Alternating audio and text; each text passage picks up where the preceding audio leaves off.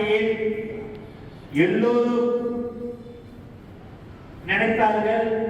ஆனால் அந்த விக்கிரவாண்டியுடைய மாநாடு மிகப்பெரிய வெற்றி மாநாடாக அமைந்தது.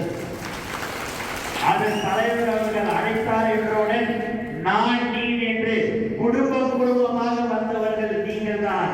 அந்த குடும்பமாக நீங்கள் வருவீர்கள் என்பது எங்களுக்கு தெரிந்துதான் நீங்கள் எந்த தேதி வேணாலும் கொடுங்கள், எங்களுடைய தோழர்கள் வந்து கொண்டே இருப்பார்கள். சொல்கிற இடத்துல சொல்கிற நேரத்துல வரக்கூடியவர்கள் தான் எங்களுடைய தோழர்கள் என்று நான் எந்த தேதியாக இருந்தாலும் தலைவர் அவர்கள் 21ஆம் தேதியை அவர் மாநாடை வைத்திருக்கிறார். அந்த மாநாட்டுக்கு நீங்கள் எல்லோரும் வர வேண்டும் என்று நான் உங்களை மீண்டும் கேட்டுக்கொள்கிறேன். ஏன்னா இங்கேருந்து 41 கிலோமீட்டர் தான் நீங்க வர வேண்டியது. இந்த 2 தொகுதியில எப்படி பார்த்தாலும் மக்கள் தொகை எப்படி பார்த்தாலும் ஒரு 5,85,000 பேர் இருக்கிறாங்க.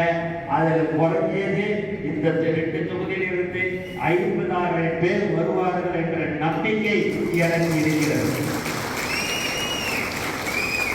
பஸ் கொடுத்தா என்ன, வேன் கொடுத்தா என்ன, தலைவர் கோசம் பாத யாத்திரையா வர்க்கம் ஒரு கூட்டம் எதிர்த்தால் அது தமிழக வெற்றி கழகத்தில் மட்டும்தான். விக்கிரவாண்டியில நம்மளுடைய மாநாடை பார்த்த பிறகு உண்மையான எதிர்கட்சியாக நம் தலைவர் அவர்களை ஏற்றுக்கொண்டார்கள் மக்கள். அடுத்த மாநாடு மதுரையில் மிக சிறப்பாக நடைபெற இருக்கிறது. அந்த மாநாட்டில் நடந்து முடிந்தவன் தமிழக வெற்றி கழகத்தின் தமிழ்நாடு முதலமைச்சராக தலைவருக்கு அங்கீகாரம் கொடுப்பார்கள்.